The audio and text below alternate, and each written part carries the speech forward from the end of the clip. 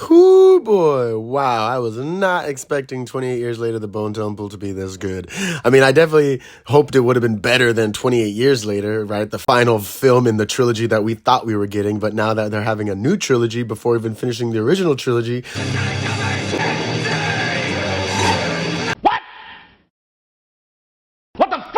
28 years later was kind of weak in my opinion. I feel like it let a lot of us down. But I didn't care for Spike. He was the worst. He just was scared to death of going out into the world, but then he took a sick mom into the world. Aaron Taylor Johnson didn't do anything. Ralph Fiennes was definitely the best character in the movie. Spike just decided to just leave his compound. I mean, it was just a lot of nonsense, and like I just didn't really care for it. Didn't care how the story was randomly supposed to be growing this world and showing you what happened to the world when it really didn't. It was just not. I just didn't care for it, right? And then the ending, having the Jimmies show up doing their whole parkour craziness, I just was like, this is dumb. So in this one, I wasn't ready. I wasn't prepared to follow the Jimmies and to actually be invested in the Jimmies and see how really sadistic and jacked up this man has made this group of kids. They're just kids, young adults. Jack O'Connell playing Sir Jimmy Crystal was just awesome. They're literally Satanists that think that Satan has lost control of his demons, who only listens to Sir Jimmy Crystal because he is his favorite son, the Antichrist, I guess you would say.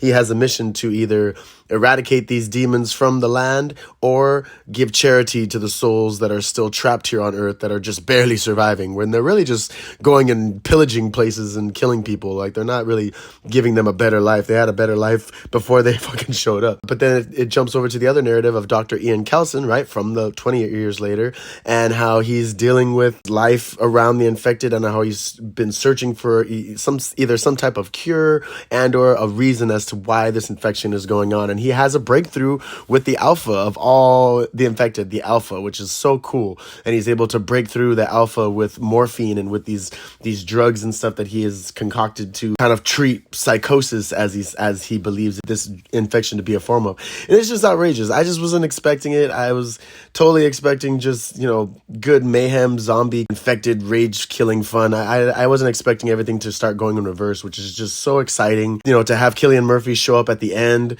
and actually have the continuation from 28 days later be possible, of like a flashback of what happened, because that's all we ever wanted. Like 28 weeks later was kind of all right, whatever. 28 years was whatever. I feel like the Bone Temple really jumped in where we wanted this story to go, even if we didn't even know that's where we wanted it to go, right? I wasn't expecting the infected to be able to all of a sudden start speaking, but it was just phenomenal. It was absolutely awesome.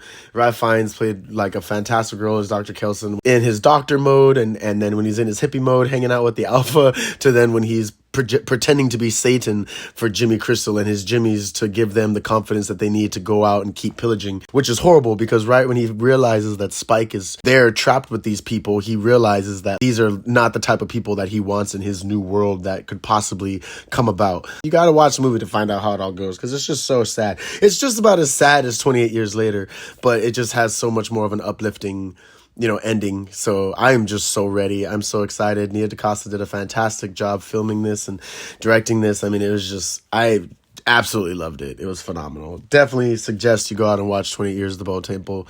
You will not be disappointed. I don't even know what the last one's going to be called. I couldn't even give you a semicolon because 28 years later was the perfect title. 28 hours later, I guess, because it'll be 28 hours after the events of the last film. But yeah, I don't know. I'm excited, and we'll see where it goes. I hope, hopefully it comes out by next year, 2027, because the last one came out last year in 2025. It seems like they're filming these back to back, so I'm ready. I'm absolutely fucking ready.